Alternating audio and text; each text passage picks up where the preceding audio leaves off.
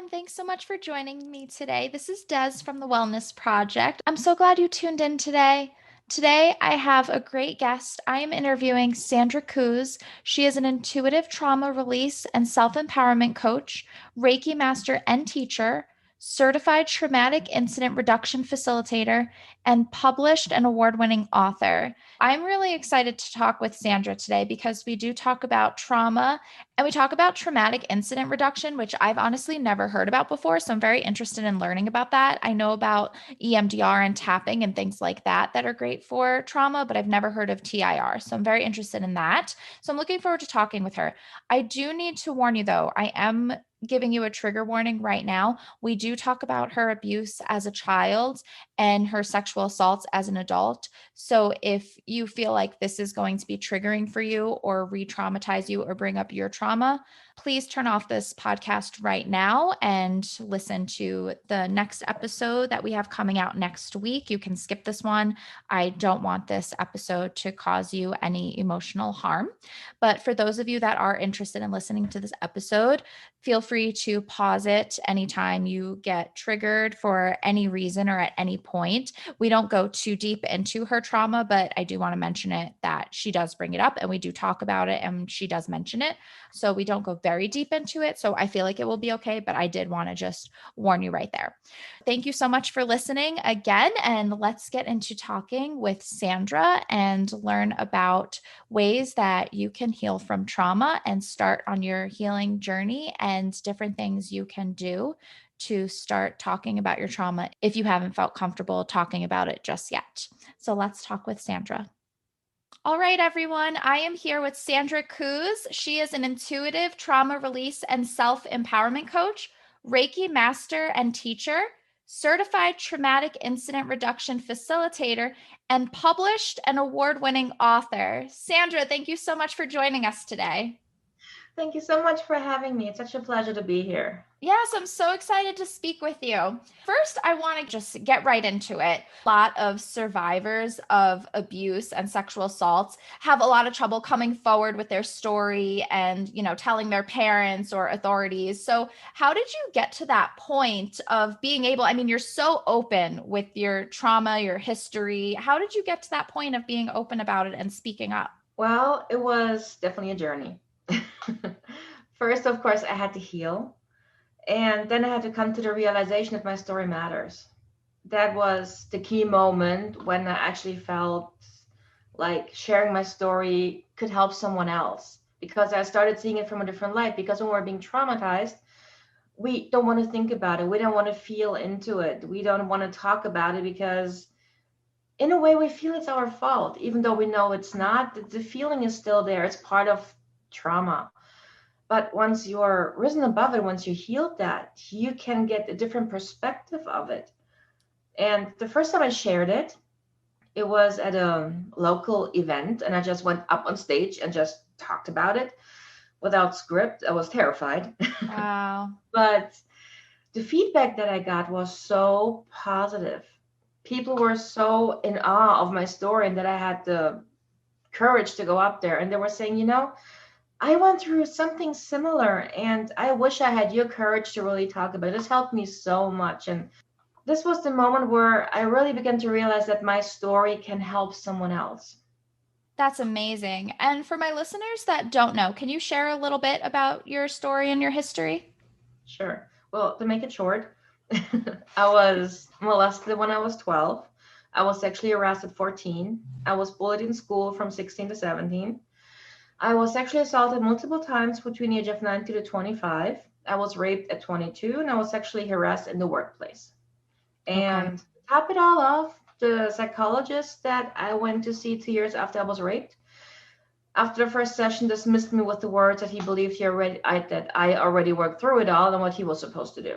Wow. Okay. Yeah, that's something I talk about quite a bit also is that, some therapists are, sad to say not great. And I've had that experience too. I've gone to a therapist and gone in and talked about my issues. And I've had a therapist say to me, I don't understand why you're here.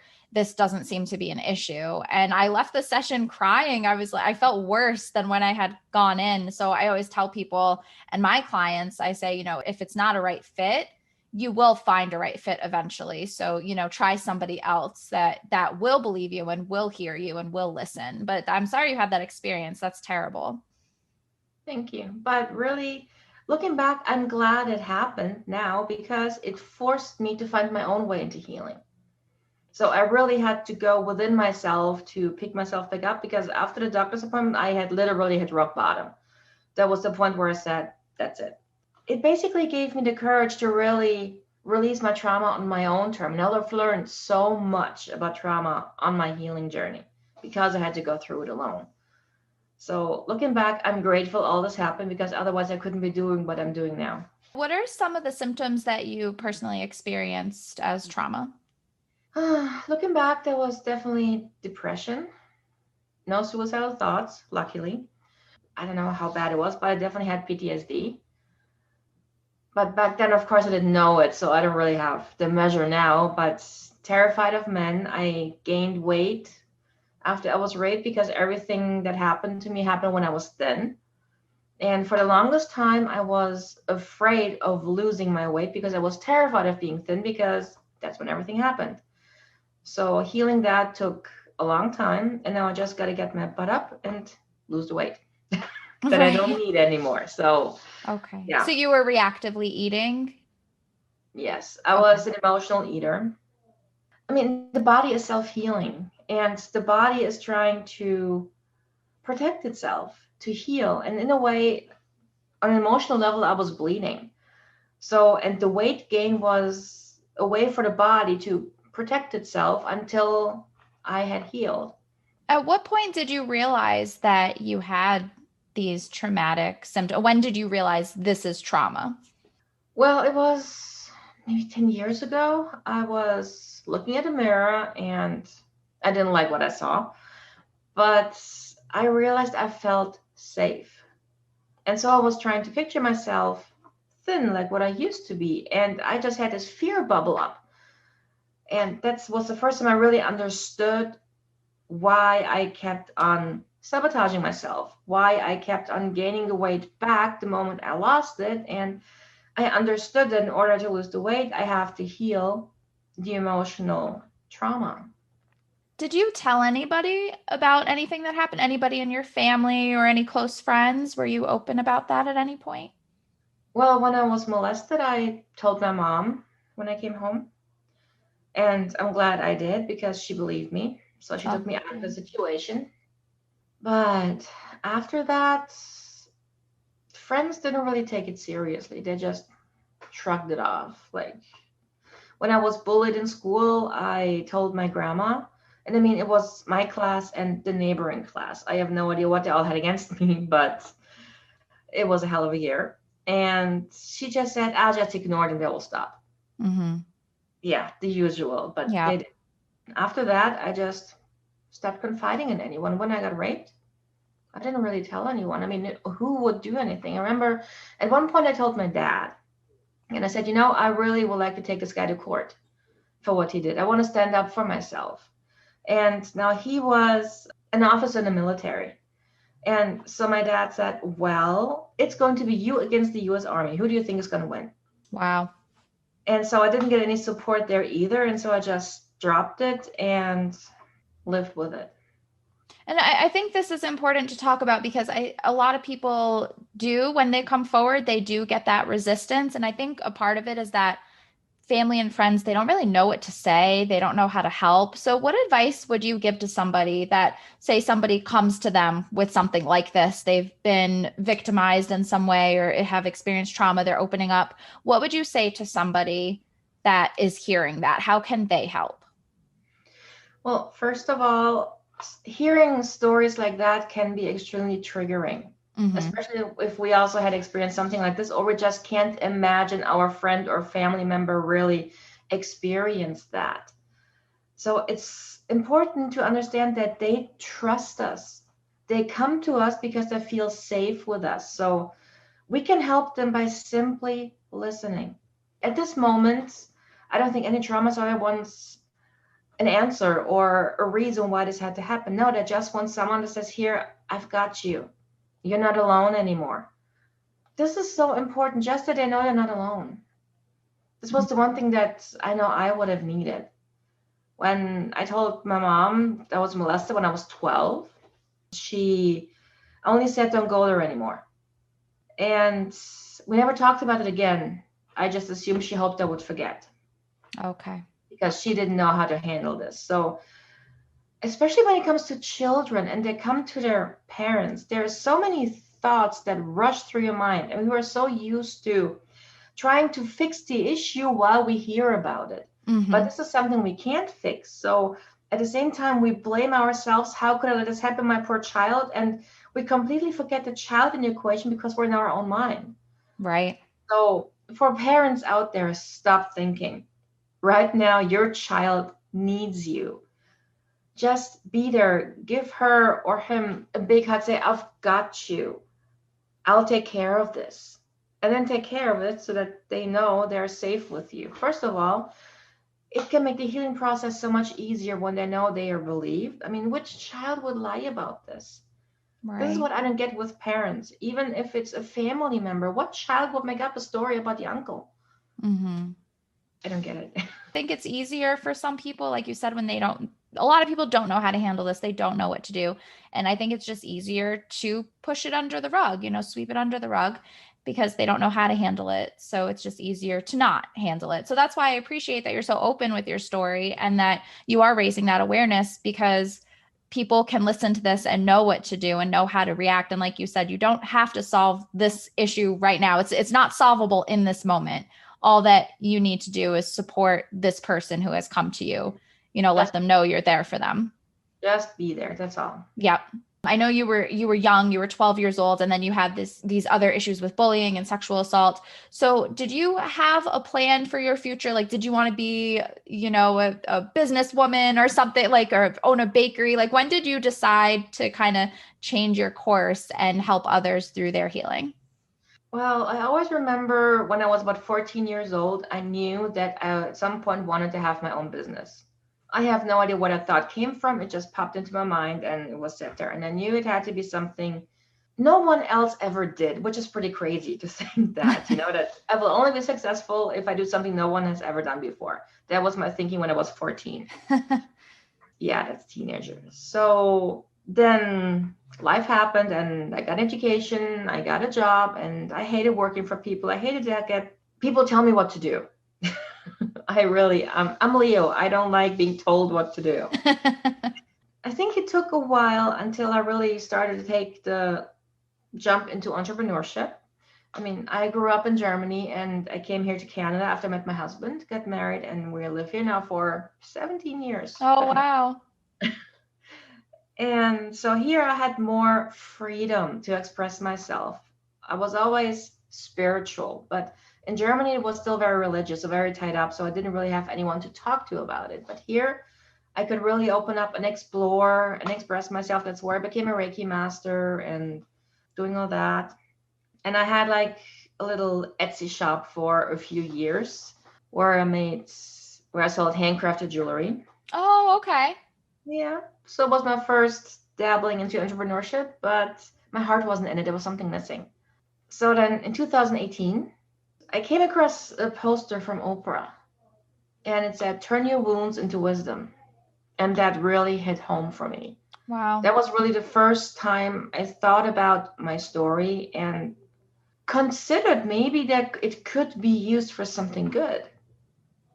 And that's how this whole thing started. I was at that time, writing a book about spiritual development called Journey to Yourself. And before I knew it, I added more and more about trauma healing in there into the book. Wow. I hadn't expected. So if you had told me 3 years ago I would write a book about trauma healing, I would have laughed. It was the farthest from my mind. So my book about spiritual development turned into a trilogy about the journey to yourself, with how to heal from trauma being the first one. Okay. So it's really, the more I grew, the more my business and everything around it grew. That's amazing. And can you tell us a little bit about your book? Well, Journey to Yourself, How to Heal from Trauma is, first of all, my story of abuse and transformation, but it's also a workbook. So I really pick trauma apart. I look at it from every side and really demystify it, because we don't really know what trauma actually is. And so I really talk about it from different angles, how we react, why we react this way. And then I add room for notes. I have journaling prompts. I have exercises in there to really help people who want to heal trauma, want just to understand, to help someone else really work through it hands on, because there's not many books like this out there. Most books just talk about trauma and the story, but they don't give you actual actions to take Mm-hmm. to really challenge yourself and move through the trauma and hopefully out. Oh, that's great. As for your book, I like that you have a lot of the journaling prompts and action items. So, can you tell us a little bit about those action items that you give people? Well, first off, I start with a journaling prompt. It's a very easy journaling technique meant to just release. Because when we're holding on to trauma, we're holding on to the emotion, to the thoughts, and it's all in our head. And we have to let it go so we can breathe. I start with the exercise that you imagine you have all your thoughts and emotions like a yarn ball in your head. And as you write, and you just write whatever pops into your mind, and you keep on writing, the yarn ball is unraveling and moving like from your head, through your shoulders, through your hands, into the pen, out onto paper. And this will really help you to relax. So it can be a daily practice, very helpful and gentle in releasing emotions that we're keeping pent up. What I continue with then is a little deeper into trigger release. I give a few tips on how to release an emotional trigger. Now, in my second book, I go deeper into the matter, but the first one, I touch on it and make it an easy process. So I talk about a moment when I had a super intense trigger come up when I played a video game with my husband, and I had no idea what it was coming from, and how I understood the root cause, and with that released the trigger. So I gently guide the readers through the process, because at the beginning it can be very intimidating. Are all three of the books out currently? No, I work on a second one right now. I'm hoping to have it done in a couple of months. Perfect. Okay, awesome. And your first book is available on your website and Amazon, is that right? Yes. My Okay. website, Amazon, Barnes and Noble. I think it's on Google Play and other online marketplaces. But yeah, Amazon, Barnes and Noble, and if you like a signed copy, on my website. Oh, great. Okay, great. I love that. And so when did you realize that Reiki can help to heal trauma? Well, first, it helped me. Okay. And when I started studying Reiki, it for me was a feeling as if I came home. I felt so at peace with it. And I started to have my own practice and have clients. And those Wow. clients that came to me, they all had trauma. So this is how I started to learn, to move, help release the energy, and how they felt better emotionally from the sessions. And then I started going to coaching and then traumatic incident reduction. And those three together gave me the tools to understand how everything is leveled, because everything is energy, and everything that we hold on to in the body is basically energy. So we can release energy with trauma if we allow it, of course. Because if we hold on to it, there's not much the Reiki practitioner can do. Okay. He can't force the energy out of us. Okay. And did you start going to Reiki specifically for your trauma? No. When you give a Reiki treatment, you automatically receive one in return. So, which Okay. means I was healing more and more with each session that I gave. And I just allowed it to happen. I allowed it to release. And really, that's all you have to do. Okay. And what made you think to start going to Reiki and to start teaching it? What made you get curious about it?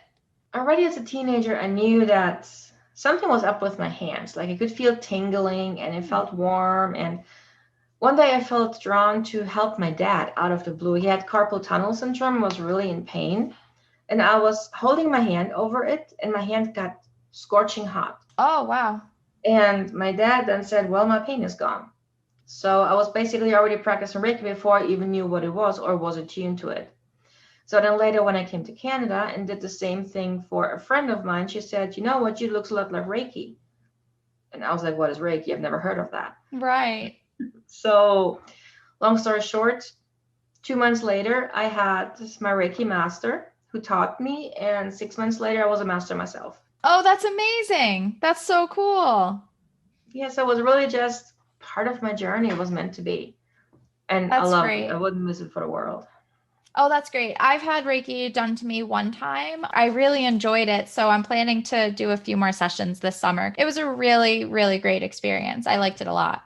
Good. That's wonderful. Yeah, it was great. So I'm really excited. So I have two sessions coming up in June, so I'm excited about that.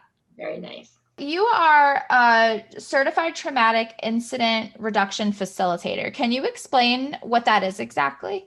Well, in short, it's probably the best kept secret in trauma healing world because it's amazing and no one has ever heard about it. Yeah, It's I trigger. haven't. I've never heard of it. No one has, and this is frustrating. It's been designed in the 80s. It was specially designed for trauma and PTSD release. Most people know about EMDR. Right. Yes, it's also trigger release. So it's the same spectrum, but TIR is gentler and it's more like coaching. So it's a session sequence of 5 sessions, but every session is exactly the same. They follow a theme. So it's very predictable, which means there's no surprises for the client once he has been through one session sequence. So basically, first we do exploration. So we talk about one specific person, place, or situation that was traumatizing and is really in the forefront of the person. And then we go into unblocking. And unblocking is a series of up to 20 questions where each question is asked repeatedly until the answer is no or nothing comes up anymore. And this is helping to gently release as parts of the big trauma, like little triggers.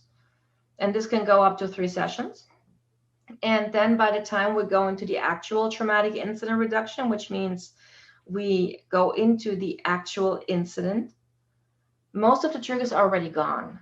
So it's just the incident that has to be released. And then in this session, the client talks about the incident over and over and over and over again. Usually I have like 20 to 30 repetitions. And this is truly fascinating because at some point, the client yells at me because they're fed up with having to repeat it. But this is right before the emotional release. This is so amazing. All of a sudden, the trigger just pops out and the trauma is not more than a story. Wow, okay. And how did you discover TIR? Yeah, a friend of mine, she told me about it and said it was pretty amazing. 2 months later, another friend of mine said, hey, they're holding this TIR course right now at the university. You want to go with me? And I was like, sure. Oh, wow. Yes, I had no idea what it was back then, but I loved every minute of it because it makes so much sense. And it's like 5 or 6 sessions and you release one traumatic incident for good. It's never coming back. The triggers are gone. And this Mm-hmm. is phenomenal. TIR, it's not super popular, like you said, not a lot of people have heard of it. So what would somebody do if they were interested in trying out TIR? How would they find a facilitator? Well, they could come to me Yep. because you can do it online Oh, it or is. You can do it virtually? yes, Oh, okay. I have done it virtually since COVID started, and I really like it because, first of all, the client doesn't have to come to my house and then drive back after the session. Hmm. Thinking about it, they're in their own home, they're safe, they can just relax with a cup of tea after the session and don't have to worry about driving or anything. Sometimes it Hmm. can get a little intense, but usually it's fine. But if they want to know more about it, the website is tira.org. And they have all the information there. They have all the practitioners. Their practitioners are all over the world.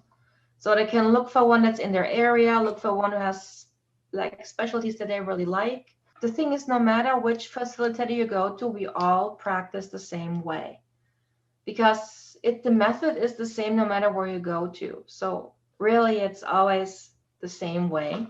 I really like this because there's no surprises. Once you have done it once, how amazingly it helps and how fast it is. I'm surprised how quickly this modality really works and no one has ever heard about it.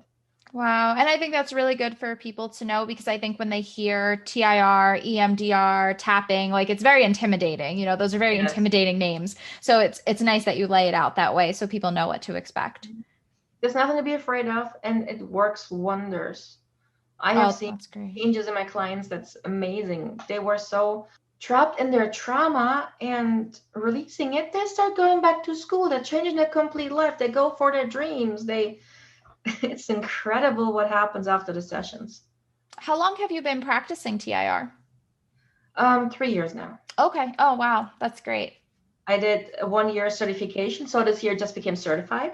Okay, awesome. Well, congratulations on that. That's Thank amazing. you. Yes, a lot of things happened this year. Yeah, it sounds like it. Yeah, that's great though. So you said it's about 5 sessions? 5 or 6 sessions to release one traumatic incident, yes. Oh, okay, gotcha. And a lot of times when there's like similar incidences going on, they all ride on the same trigger. So if you release the most intense one, the others just fall away and are not important anymore. I've seen this a lot. So you don't have to necessarily go through each and every one of them. Check it out. It's so amazing. And I'm not just saying that because I'm practicing it, but because I see it working every time when I work with my clients. Right. Yeah, you believe in it. That's great. And so if people, I know you said if they have like a similar trauma, they could work on, those in those 5 to 6 sessions. But if they have different traumas that are pretty different, they could start again. Would you recommend Yeah. they start again right after, or do you recommend a break? No, we start right after. Okay. Gotcha. We Okay, keep going. great. Usually sessions are like once a week. If someone likes to have more than once a week, that's totally fine with TIR. I've had a client who I did 2 sessions per week for about 3 months until she was like, okay, I need a break. Okay. It doesn't matter how many you have during a week, but I would suggest one per week at the very least to keep the Okay. momentum going. Gotcha. Yeah, that makes sense. So, what would you say to those that have experienced trauma, but like I said before, they feel ashamed, they don't want to come forward with their story. Like you said, they feel that guilt, even though they don't deserve that guilt, but a lot of people that have experienced trauma do feel that guilt. What would you say to those people that are holding that shame and guilt and don't want to share their story? First of all, when something traumatic happened, it was out of our control. There was nothing we could have done about it, no matter what it is. Mm-hmm. So it's nothing that we should punish ourselves for. And trauma is not a life sentence. We have every right to let it go. It's just a part of our story. But the fact that we keep on going back to the incident is why we can't heal, because we stay stuck in the incident. Talking about it for the very first time is intimidating, but it's so empowering. Having the feedback from someone else, it's amazing. It gives you a feeling like you have a purpose. Right. And like you said, that incident, whatever that traumatic event was, that's something that nobody has control over. These are things that happen to us in our lives, and that is why it is traumatic. And I feel like you said, sharing that story, you gain control back, and you gain Yes. that power and control back over your life. And there are some very easy ways to start to write down a story. I mean, if you just write down a story, but without wanting to share it, that's fine. But just writing it down is so healing in itself. Bringing it to words, maybe for the first time ever, is so healing. But when we think about sharing a story, writing it down, it's intimidating because we're so full of emotions. Right. When I have clients who want to share their story, I always give them like points on what to do. So first, I would just write down bullet points of what happened, Okay. and then pick one that you feel comfortable starting with. You don't have to start at the beginning. I mean, my books, I write all over the place, so I don't go Yeah. from beginning to end. Whatever I'm feeling drawn to. So you really just use one incident you feel comfortable talking about, and you just start to write just the facts, what happened. And then you go to the next one and just write out what happened. So, really, just the facts. And then you start to go a little deeper and start to add things of how you felt. So, and the deeper you get, the more comes to the surface and the more you're releasing by writing. But really, step by step. First, bullet points, then pick one incident and just write down the facts, and then start slowly to go deeper. I think that's a great tip. And I always recommend that too, journaling for yourself. And I tell people, you don't have to share this. I mean, you could rip it up, you could burn it, but just getting those feelings out to be, cohesive thoughts. Cause like you said, before it's thoughts out on a piece of paper or with your words, it's just that feeling deep inside you in your stomach and your chest. And it's just very heavy. Yes. I know you talk about the roadmap to healing. So can you talk about that a little bit? What exactly is the roadmap? Well, the roadmap to healing is trigger release, plain and simple. Okay. Triggers is really what makes the trauma. Triggers are like an alarm system.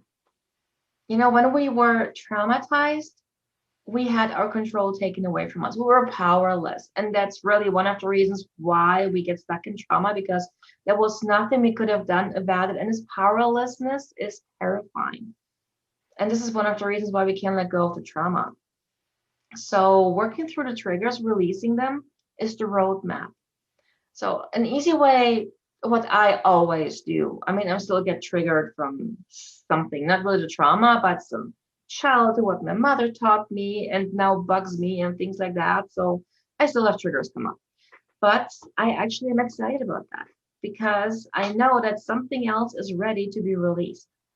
So for me, I see triggers as a guiding light because they show you what needs your attention within yourself. When you're being triggered by someone else, you have to understand that it's not them, it's you. And once you understand that, and after you're being triggered and you had some time to calm down, you can start by trying to determining what you were actually feeling. Because when we're being triggered, we're upset, we are in blind rage, we are sad, angry, anything. But it doesn't really tell us how we feel. So first thing, we have to understand how we feel. We have to give the emotion a name. So was it shame? Was it guilt? Was it the feeling of not being good enough? Was it the feeling of being dismissed, judgments, anything? We have to understand the feeling. Once we understand the feeling, we can ask ourselves, okay, where did I feel like this before? And then you just follow the trigger by going through your mind to the next image that comes up when you felt like this. And then you look at it. And by looking at it, you bring understanding to it. By understanding it, you're starting to release it. And then you say, okay, where else did I feel like this before? Because a trigger like that of such a magnitude where it really explode is not just one incident. It's what's building up over time. So then we go to the next incident and understand that. And after that, we go to the next one until we come to the root cause. And the root cause, we know it is because it's the most intense. And usually it's the childhood for most triggers. That something happened there, the very first incident that now doesn't seem a big of a deal to us, but as a little child, it could have meant a lot. Mm-hmm. So once we understand that, we can even hug our younger self, give it love and say, you're going to be okay. You're going to do amazing things, and really start to release the pain from the childhood. And that's how we release triggers.